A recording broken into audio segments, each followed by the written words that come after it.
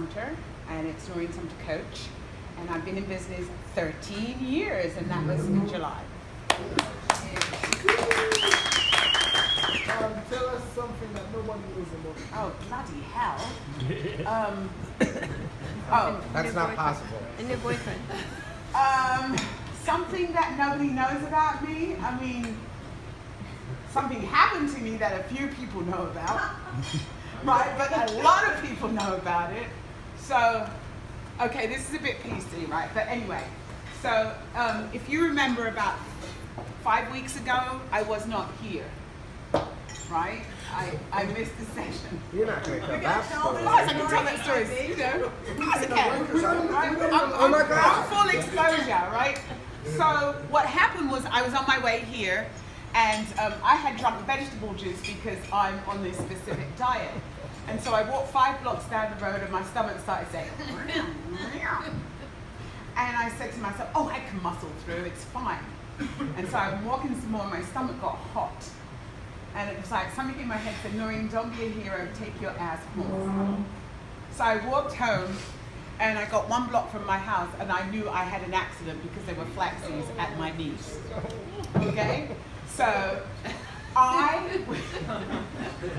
would have gotten on the train and flaxies would have been on the floor. Okay. Right? And I'm keeping it clean. Okay.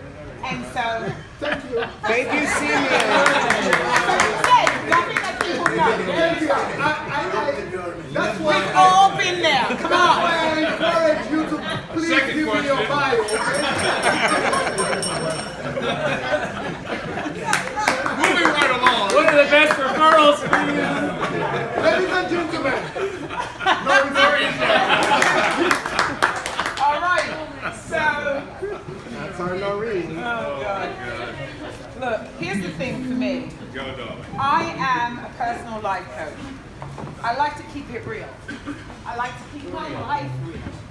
And I feel that as a personal life coach, supporting people to live life that they want, right? To live life their way. I have to live life my way. And so whatever is going on in my life, and I can use it as a tool, you know, I will give it. Because I think it makes me constant, it makes me present, it makes me aware, it makes me human, right? And I'm not going to say that with my clients I know absolutely everything. It actually serves me to not know anything, right? But to learn everything, right? And so to be present so that when I speak to my clients, I can listen to them from nothing and receive what they're saying without listening and trying to anticipate what they're doing. My clients, even though I work with groups sometimes, it's a custom program because each individual that I serve is an individual, is just one person in the world of many people. And so I can't use what I would use on Carson to work with David because they have, even though they're 2 white male, 2 different lives, right? What I will work with Deborah, I can't use with, you know, you, Latoya, right? Because you're 2 individual women, you have 2 individual lives. So I do my best to serve, and I love that word serve, because what I do is I serve, and I love providing service. And if you don't know, before I became a life coach, I was a real estate agent. Right? Then I became a real estate broker and I worked for myself for 15 years. And I absolutely loved selling real estate. I called it the cocktail party without the cocktail.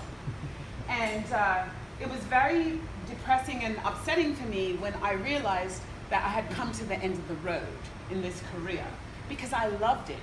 And I thought to myself, how can I love something and want to walk away from it? And what I realized, it is the best way to go. We can want change in our life, but what we do most of the time is that we start to destroy the thing that we used to love. We start to talk ill about the job. We start to complain about things that we say are not working. But all it is that we want change. What I have discovered is that many people come to me and they say, the biggest thing is, I hate my job, right?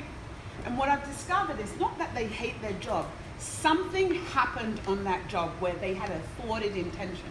There was something that they wanted. They wanted a promotion, they wanted a raise, they wanted to do a certain project, but they actually didn't speak it. They didn't tell anybody. They expected their bosses to just read their minds and give it to them. And when they didn't get it, then they started to sabotage themselves. They started to sabotage the work. What they did was they show up late for work, they don't finish projects, and they just start to like really tear themselves down.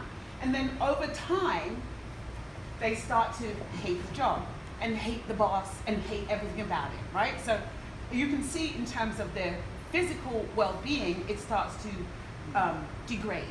Their appearance starts to degrade. They don't look as good as they used to. They're not as happy as they used to. They're not as interactive as they used to. So now when they come to me, it's like, I hate my job, and they complain about it. And I usually ask them, what happened? You used to love that job. You would have given your right leg for that job when you were interviewing. So what happened? And then I find out